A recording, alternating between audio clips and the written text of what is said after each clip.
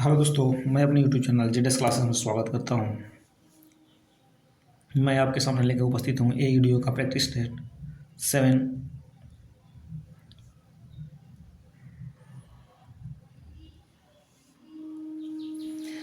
Practice set 7 में जो है 100 क्वेश्चन है और इस 100 क्वेश्चन में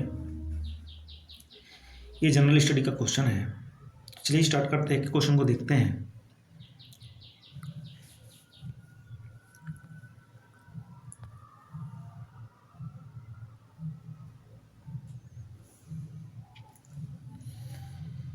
फर्स्ट क्वेश्चन दिया हुआ है कि बिहार विभूति, ज्वेल ऑफ बिहार के नाम से किसे जाना जाता है।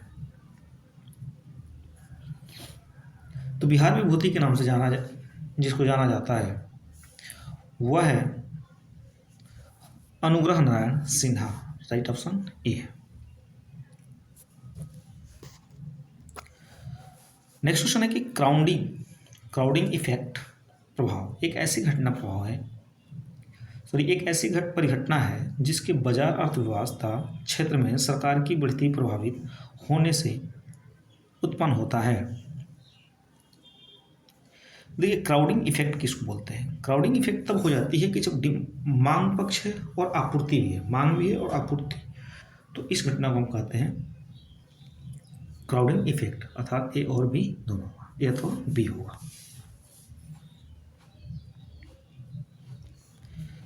क्वेश्चन नंबर 3 है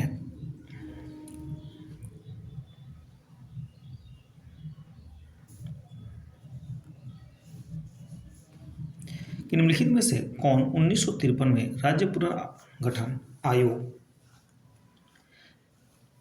एस और सी के सदस्य थे। 1953 में राज्य पुनर्गठन आयोग के सदस्य कौन थे। तो ए के पाड़ीकर भी थे, फजल अली भी थे, तो इसमें कह सकते हैं एक से अधिक। नेक्स्ट क्वेश्चन है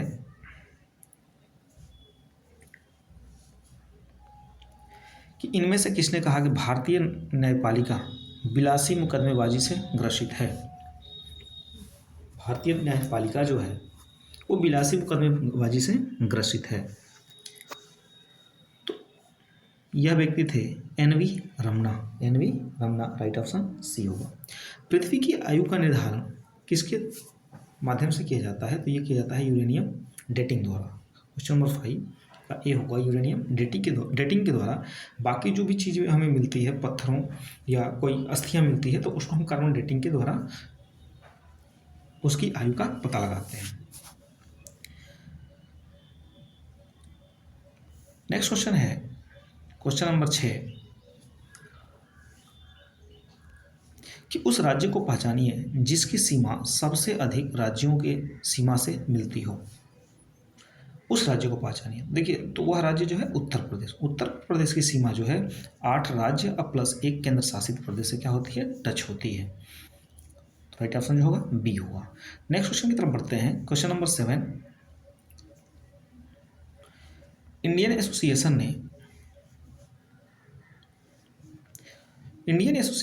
ने किसका गठन करके राष्ट्रीय चेतना बढ़ाने में महत्वपूर्ण भूमिका अदा की। इंडियन एसोसिएशन ने किसकी गठन करके राष्ट्रीय चेतना बढ़ाने की महत्वपूर्ण भूमिका अदा की। तो वह है इंडियन नेशनल कांग्रेस की गठन होती है और लोगों को जो है राष्ट्र के प्रति चेतना जो है उनको जागरूक किया जाता है, राष्ट्र के प्रति जागरूक किया गया। अगला क्वेश्चन है बिहार राज्य पर्यटन विकास निगम की टैगलाइन क्या है। बिहार राज्य पर्यटन विकास निगम की टैगलाइन क्या है। तो वो है विल्सफुल Bihar. Right option C. Bihar के निम्नलिखित हिस्सों में से कौन सा हिस्सा भूतात्विक दृष्टि से अपेक्षाकृत पुराना है। बिहार का कौन सा हिस्सा जो है यदि देखा जाए भूतात्विक दृष्टि से बहुत ही पुराना है, तो वह है रोहतास का पठार। राइट ऑप्शन ए होगा। नेक्स्ट क्वेश्चन, निम्नलिखित में से कौन सी नदी फतुहा के पास गंगा से मिलती है। फतुहा के पास गंगा से मिलती है, कौन सी नदी है। तो वह नदी है पुनपुन। राइट ऑप्शन ए। बिहार की कौन सी नदी अपना मार्ग परिवर्तित करने के लिए मानी जाती है। देखिए, बिहार की कौन सी नदी है जो अपना मार्ग बहुत ज़्यादा बदलती रहती है, तो वह है कोसी नदी। इसलिए इस नदी को बिहार का शोक भी कहा जाता है, बिहार का शोक, क्योंकि जब ये आती है तो बहुत तबाही कर देती है। नेक्स्ट क्वेश्चन है, मुजफ्फरपुर बम कांड में किसको फांसी की सही? मुजफ्फरपुर बम कांड में किसको फांसी दी गई? वह थे खुदीराम बोस। राइट ऑप्शन जो है बी होगा। 1930 में बिहार क्षेत्र की राजस्व वसूली में धरना के कारण कितनी कमी आई?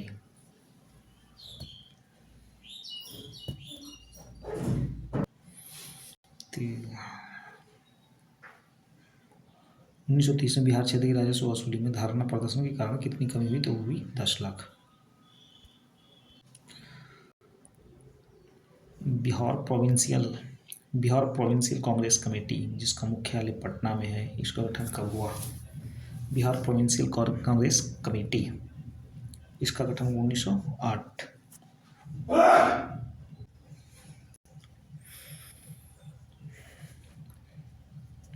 हाल ही में समाचारों में देखा गया चैट जीपीटी में जो जीपीटी का पूर्ण रूप क्या है? हाल ही में समाचारों में देखी गई चैट जीपीटी में जीपीटी का पूर्ण रूप क्या है? Generative pre trend transformer. Next निम्नलिखित में से कौन सा फोटो इलेक्ट्रिक उपकरण डिजिटल अनुप्रयोगों के लिए सबसे उपयुक्त है? निम्नलिखित में से कौन सा फोटो इलेक्ट्रिक उपकरण डिजिटल अनुप्रयोगों के लिए सबसे उपयुक्त है? वह है फोटोवोल्टिक सेल। अगला कि अपच का उपचार करने के लिए निम्नलिखित में से किस औषधि का प्रयोग किया जाता है? किया जाता है एंटी एसिड।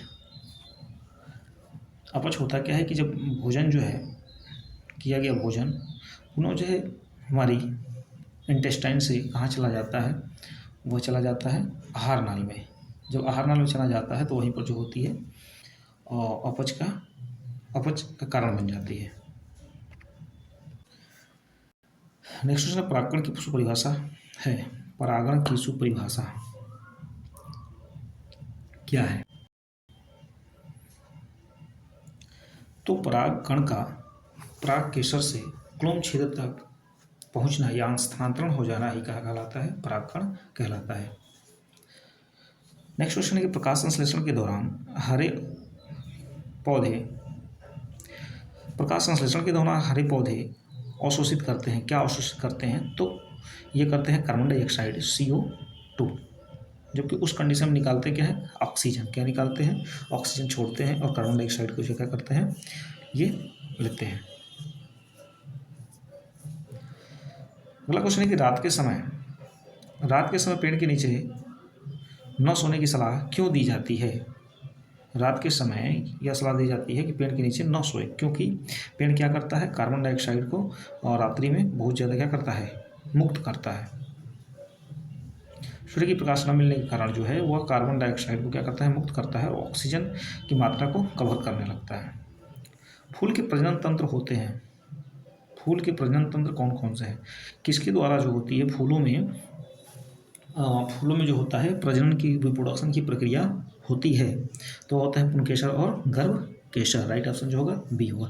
क्लोरोसिस उत्पन्न होता है जब पौधों में उगाया जाता है। पौधों में क्या उगाया जाता है? Question number 22। तो 22 में देखिए करेंगे क्लोरोसिस, तो ये होता है लौह रहित माध्यम से। किसके माध्यम से? लौह रहित माध्यम से जो होता है क्लोरोसिस हो जाता है। नेक्स्ट क्वेश्चन की ओर बढ़ते हैं हम लोग।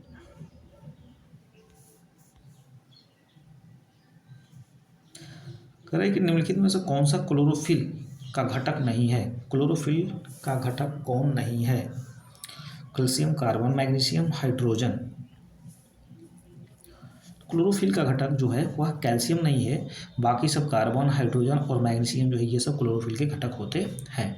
अगला क्वेश्चन है हमारा कि फलियां अत्यधिक पौष्टिक होती हैं क्योंकि उनके प्रचुर मात्रा में क्या पाया जाता है? फलियां मतलब जो कच्ची दलहनी वाली हिस्सा है उसके अंतर्गत, जैसे हरा मटर होता है या हरा चना है, तो जो कच्ची फलियाँ होती हैं, पूर्ण रूप से पकी नहीं होती है, तो उसमें प्रचुर मात्रा में क्या पाया जाता है? प्रचुर मात्रा में होता है क्या? ये होता है स्टार्च। क्या होता है? स्टार्च। राइट ऑप्शन डी होगा। कार्बोहाइड्रेट के अपघटन उपरांत अंतिम रूप से क्या बनता है? जब कार्बोहाइड्रेट का अपघटन के बाद जब कार्बोहाइड्रेट जो होता है टूट जाता है, तो उस टूटने के बाद जो होता है क्या हमें प्राप्त होता है? अमीनो अम्ल, ग्लिसरॉल, माल्टोज या ग्लूकोज। Question number 25। तो 25 का ये होगा सी।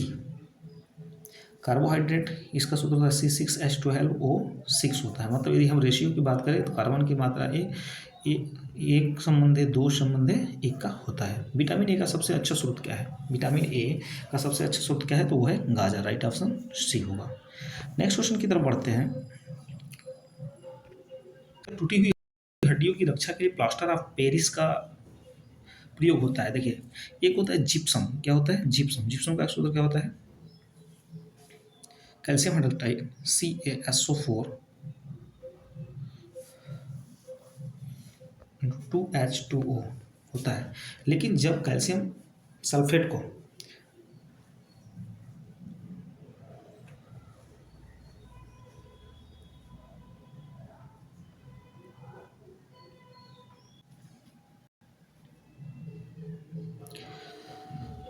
क्वेश्चन है कि टूटी हड्डियों की रक्षा के लिए प्लास्टर ऑफ पेरिस का उपयोग किया जाता है। तो जिप्सम क्या होता है? Calcium sulphate CaSO4 × 2H2। जब हम इसको 120 से 160 डिग्री सेल्सियस पे क्या करते हैं? गर्म करते हैं। तो गर्म करते हैं तो इस कैल्शियम सल्फेट से 1/4 मतलब 1/4 जो होता है इसका पानी जो होता है पूरी तरीके से निकल जाता है। जब पानी निकल जाता है तो इसमें बचता है कैल्शियम CaSO4 ½ H2O। जब ½ H2O बचता है तो यही जो होता है हमारा प्लास्टर ऑफ पेरिस होता है। इसी को हम POP के नाम से जानते हो। तो यही POP जो होता है जब प्लास्टर के रूप में किया जाता है तो इसमें पानी की जैसे ही पानी मतलब इसमें डाला जाता है तो फिर जिप्सम बन जाता है और यह कहीं से फटता भी नहीं है और बिल्कुल तेज़ी से चिपकता है। और इसका प्रयोग जो होता है मूर्ति बनाने में, प्लास्टर करने में, घरों की इंटीरियर डिजाइन करने में जो होता है बहुत ज़्यादा प्रयोग किया जाता है। तो इसका राइट ऑप्शन जो होगा क्या होगा? डी होगा। नेक्स्ट क्वेश्चन है कि साबुन उद्योग का उपजात क्या है? उपजात, साबुन उद्योग का उपजात जो होता है मतलब क्या बनता है? क्वेश्चन नंबर 28 जो है तो 28 का हम कहेंगे सी, ग्लिसरॉल। पदार्थ के एक रूप का कोई निश्चित आकार नहीं होता लेकिन उसका एक निश्चित आयतन होता है। पदार्थ इस रूप में उदाहरण है, कौन सा है? क्या कार्बन स्टील है, क्रिएटिन है, मिट्टी का तेल? देखिए, मिट्टी का तेल इसका कोई रूप नहीं होगा। जिस बर्तन में हम डालेंगे उसी बर्तन का उधार पकड़ लेगा, लेकिन जो होता है इसका आयतन क्या होगा? निश्चित होगा। नेक्स्ट क्वेश्चन की तरफ बढ़ते हैं। अम्ल धातु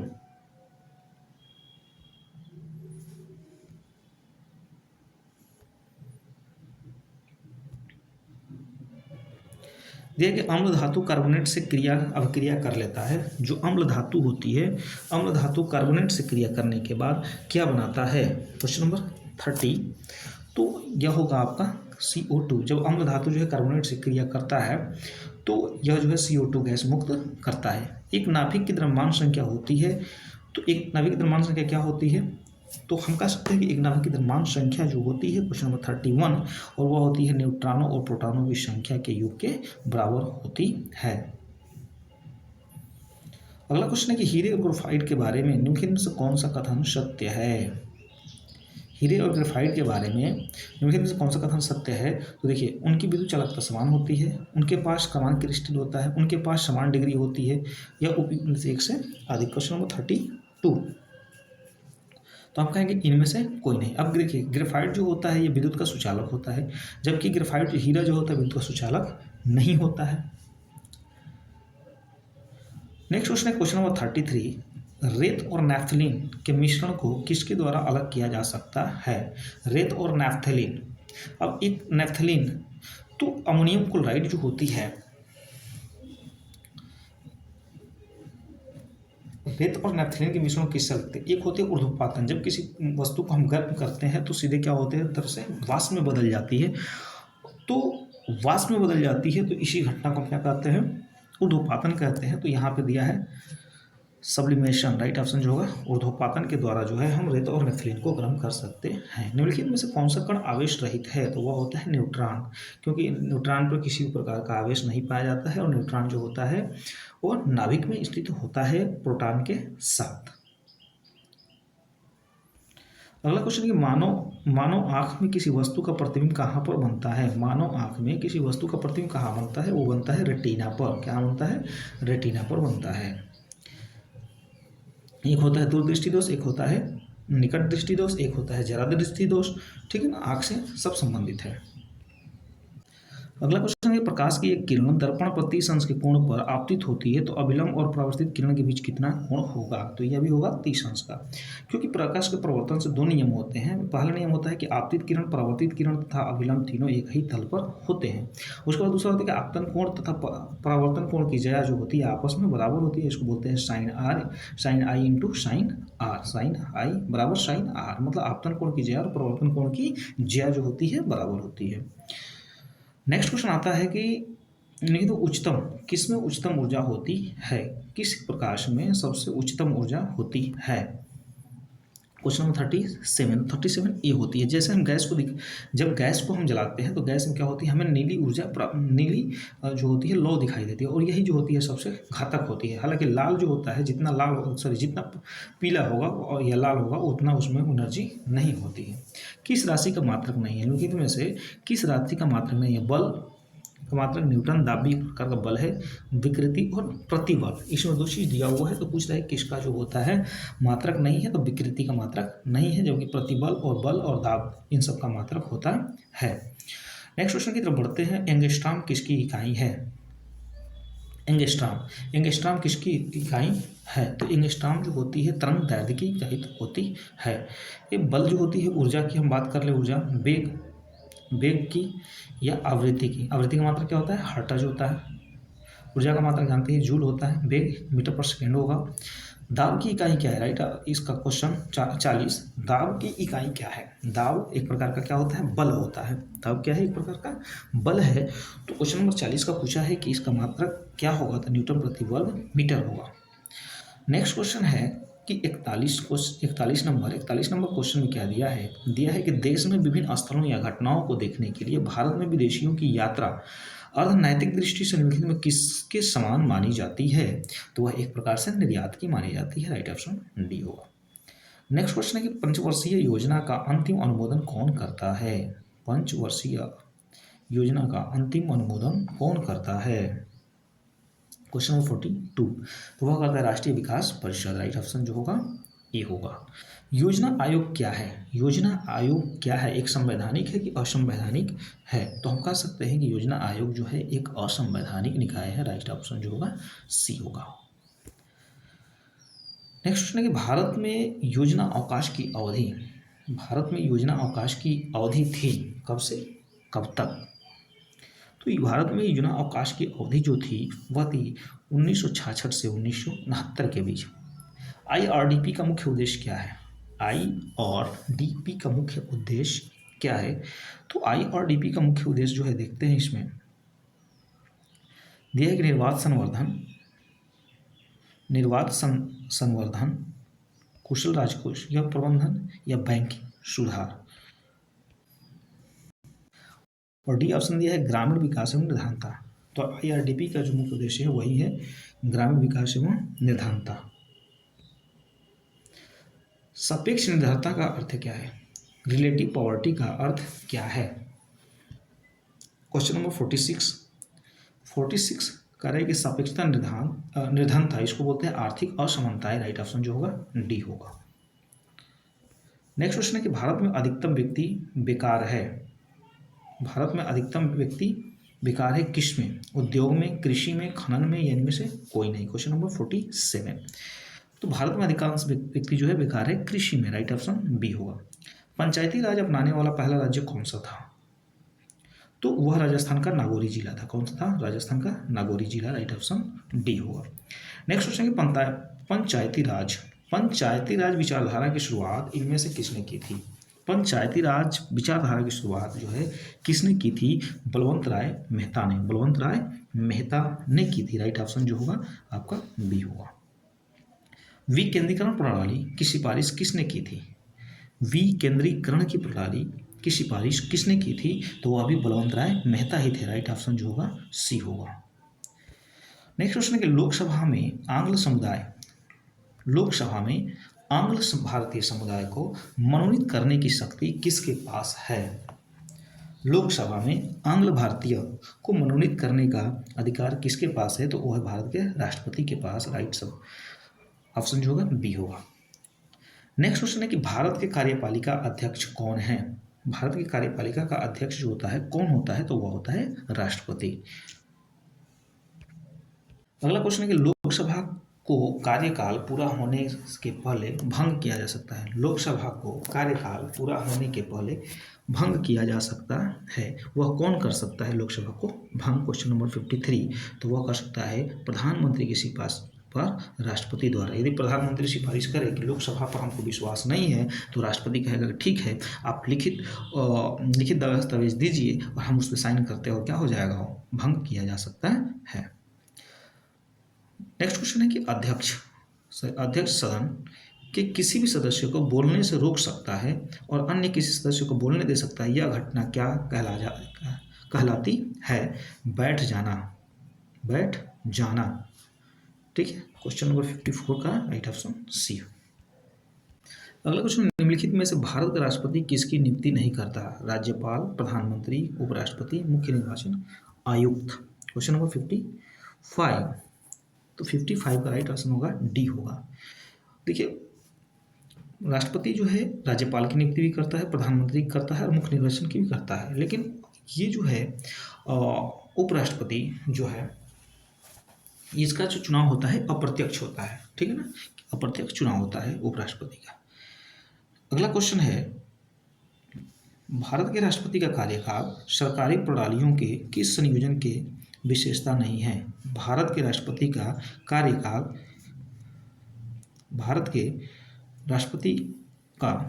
सरकारी प्रणालियों के किस संयोजन की विशेषता नहीं है? अध्यक्षीय गणतंत्रात्मक, संसदीय गणतंत्रात्मक, प्रजातांत्रिक एवं गणतंत्रात्मक, संसदीय एवं संघीय। Question number 56। तो 56 का जो राइट ऑप्शन होगा वह होगा ए, अध्यक्षीय एवं गणतंत्रात्मक। अगला क्वेश्चन है क्वेश्चन नंबर 57 कि भारत में यदि एक देश एक चुनाव लागू किया जाता है, ठीक है,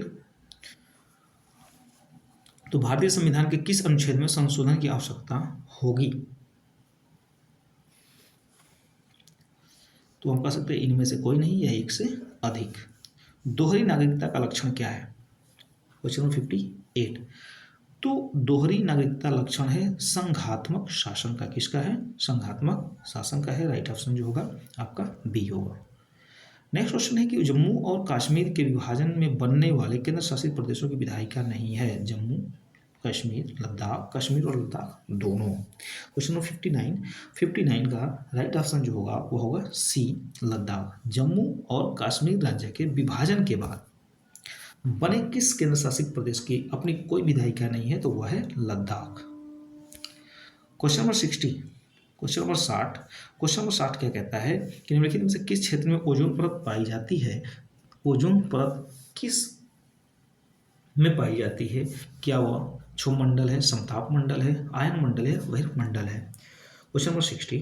तो 60 का राइट ऑप्शन जो होगा सी होगा, स्ट्रेटोस्फीयर के नाम से जानते हैं। स्ट्रेटोस्फीयर के नाम से जानते हैं और इसकी जो होती है 10 से लगभग 50 किलोमीटर ऊपर होती है जमीन से, क्योंकि क्षोभमंडल जो होता है 0 से 8 या 0 से 10 मानी जाती है। उसके बाद जो होती है समताप मंडल पाई जाती है। ग्रीन हाउस गैसों में मुख्य घटक किसका होता है? कार्बन डाइऑक्साइड का, मीथेन का, ओजोन का, नाइट्रस ऑक्साइड का। ग्रीन हाउस गैसें मुख्य घटक किसकी होती हैं? क्वेश्चन नंबर 60 तो हम कह सकते हैं कि कार्बन डाइऑक्साइड भी होता है, मीथेन भी होता है, ओजोन भी होता है, नाइट्रस ऑक्साइड भी होता है, एक से अधिक। राइट ऑप्शन जो होगा ई होगा आपका। शैवाल और कवक मिलने से लाइकेन बनता है, जिसे हम क्या कहते हैं? शैवाल और कवक के मिलने से लाइकेन बनता है। इसे हम किस नाम से जानते हैं? तो इसे कहते हैं म्यूचुअलिज्म के नाम से जानते हैं।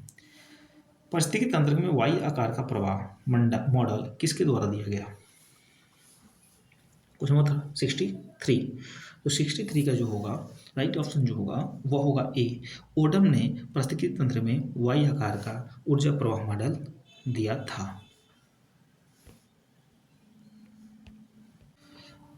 अगला क्वेश्चन है क्वेश्चन नंबर 64 कि निम्नलिखित आंदोलनों में से किसका भारतवर्ष के अंतर्गत बहुउद्देशीय परियोजनाओं के विरुद्ध शुभारंभ किया गया था।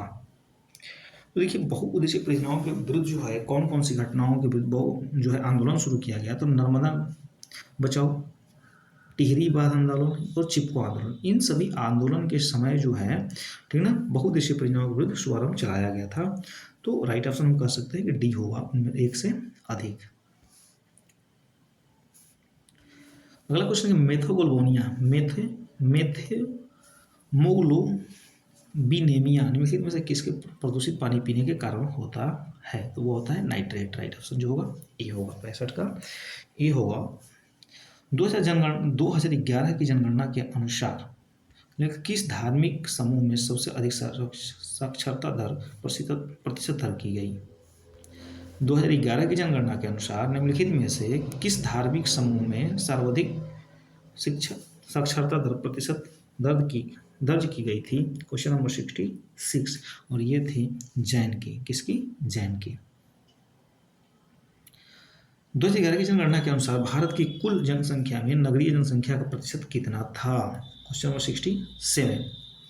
तो नगरीय जनसंख्या का प्रतिशत जो रहा वह रहा 31%। राइट ऑप्शन जो होगा बी होगा। अगला क्वेश्चन है भारत के राज्यों में से निम्नतम साक्षरता दर की दृष्टि से बिहार का स्थान कौन सा था। तो बिहार की साक्षरता दर जो 2021 में 11 में की गई थी वह थी 61.कुछ% जो थी दर्ज की गई थी। तो वह किस स्थान पर किया गया था। तो ये था प्रथम। विश्व की सर्वाधिक लंबी पर्वत श्रृंखला कौन है। तो वह है एंडीज, अमेरिका वाले हिस्से में पाई जाती है एंडीज पर्वत। अगला क्वेश्चन है क्वेश्चन नंबर 70 निम्नलिखित में से कौन सा जोड़ा बेमेल है। कौन सा जोड़ा जो है बेमेल है। मासाई मध्य पूर्वी अफ्रीका में ये जनजाति है, शकाई मलेशिया, बेडामैन अरबी प्रायद्वीपीय, किर्गिज मध्य एशिया में पाई जाने वाली एक जनजाति होती है, किर्गिज खिर्गिज इसको बोलते हैं। क्वेश्चन नंबर 70 दिया है, 70 का जो राइट ऑप्शन जो होगा बेमेल है तो वह है मसाई मध्य पूर्वी अफ्रीका में पाई जाती है। बुशमैन जनजाति एक पाई जाती है सकाई में, जो कि मलेशिया में सकाई जनजाति, अरबी प्रायद्वीपीय में है बैडोइन और मध्य एशिया में पाई जाती है खिर्गिज या किर्गिज के नाम से जानते हैं। क्रॉल एक प्रकार की निर्मित संरचना है। क्रॉल क्या है। क्रॉल एक प्रकार की निर्मित संरचना है या कहाँ की है, किस देश के अंतर्गत से होती है। तो यह दक्षिणी अफ्रीका। तो क्रॉल होता क्या है, यह जो होता है एक झोपड़ी नुमा संरचना होती है जहाँ दक्षिणी अमेरिका के अंतर्गत जो होते हैं वहाँ की जनजाति जो होती है दक्षिणी अफ्रीका की, वह एक जो होती झोपड़ी नुमा घर बनाती है जिसको हम क्या बोलते हैं, क्रॉल कहते हैं। राइट ऑप्शन ए होगा। इराक का सबसे बड़ा अल्पसंख्यक समुदाय क्या है। इराक का सबसे बड़ा अल्पसंख्यक समुदाय क्या है। तो वह है हमारा कुर्द।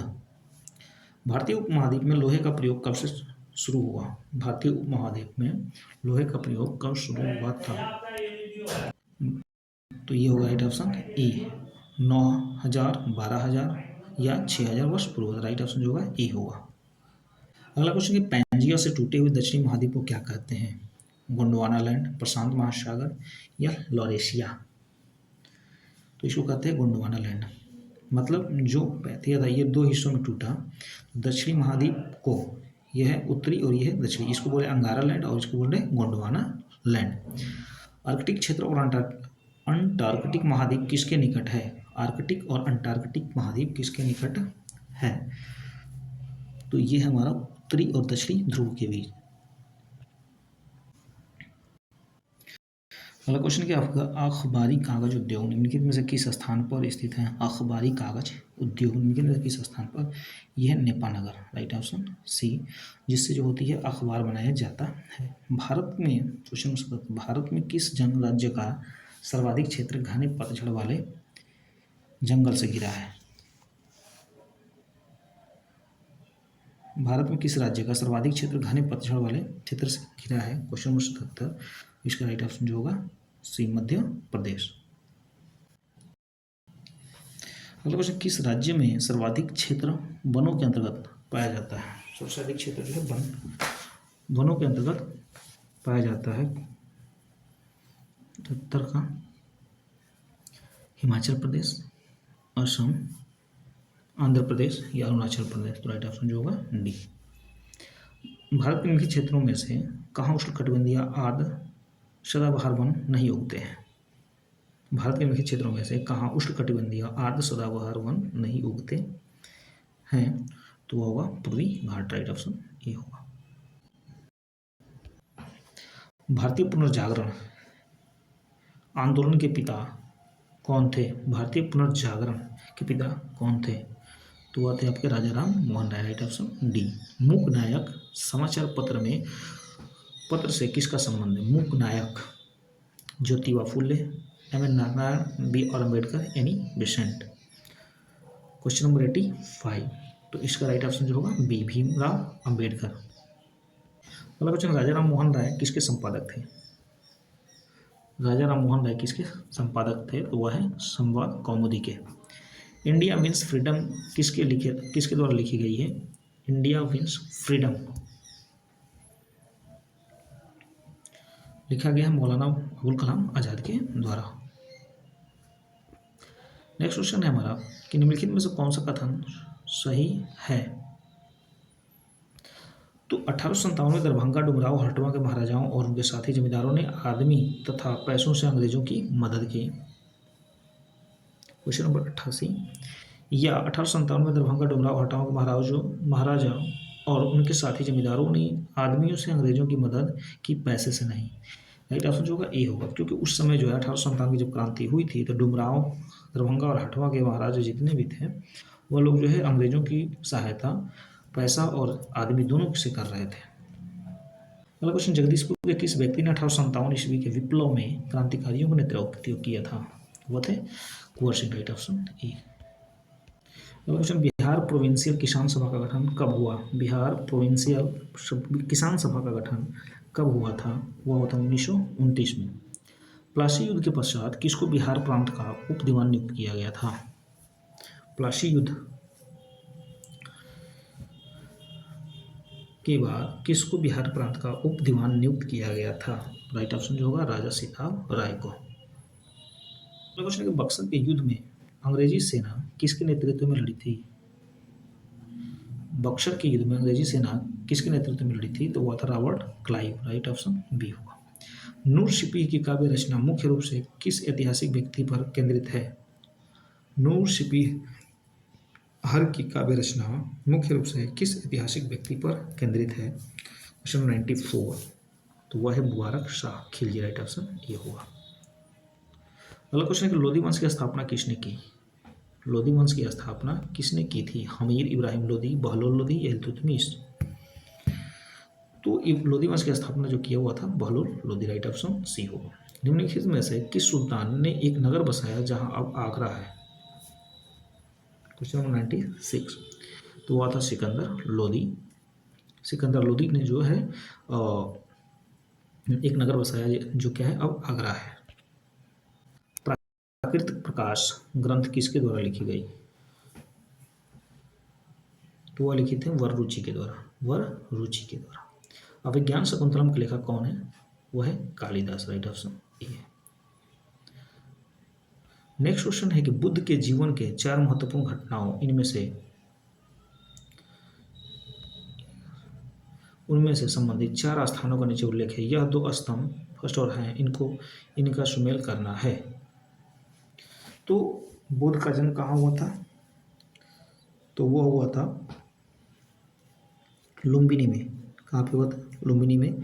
जबकि इनका निधन कुशीनगर में हुआ था। ज्ञान की प्राप्ति बोधगया में और प्रथम प्रवचन जो दिए थे सारनाथ में दिए थे। नेक्स्ट क्वेश्चन और अंतिम क्वेश्चन है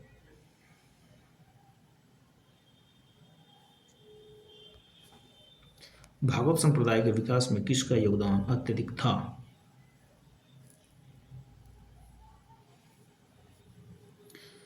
तो भागवत संप्रदाय में सबसे अधिक योगदान जो था गुप्तों का। Right option D. धन्यवाद। देखिए, पसंद आए तो लाइक और सब्सक्राइब जरूर करें।